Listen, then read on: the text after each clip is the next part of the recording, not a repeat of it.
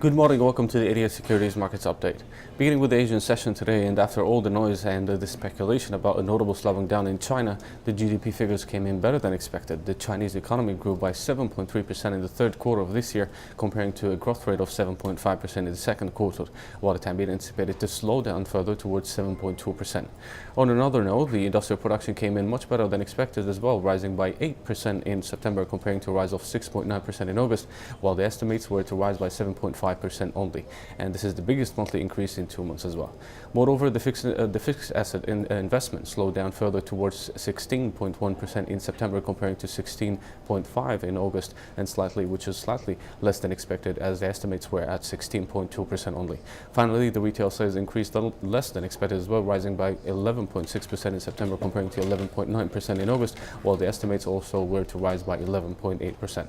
In Japan, all industries activities also fell for the third month in a row, declining by 0.1% in August, comparing to another decline of 0.4%. However, this is less than the estimates, which stands at 0.3 or minus 0.3%. In Australia, the Reserve Bank of Australia meeting minutes came in unchanged. The bank repeated that the Aussie remains higher by the historical standards and offers less help than the normal in achieving growth. However, the bank also repeated that the current policy is appropriate.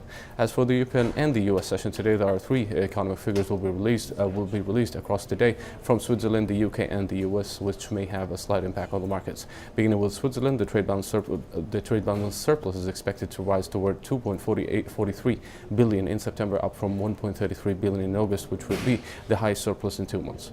In the UK, the public sector net borrowing is expected to ease back slightly to £9.3 billion in September, down from £10.9 billion in August, which would be the lowest borrowing in 2 months as well. Finally, in the US, the existing home sales may rise further toward 5.11 million in September, up from 5.05 million in August, which remains near the highest level since the beginning of this year.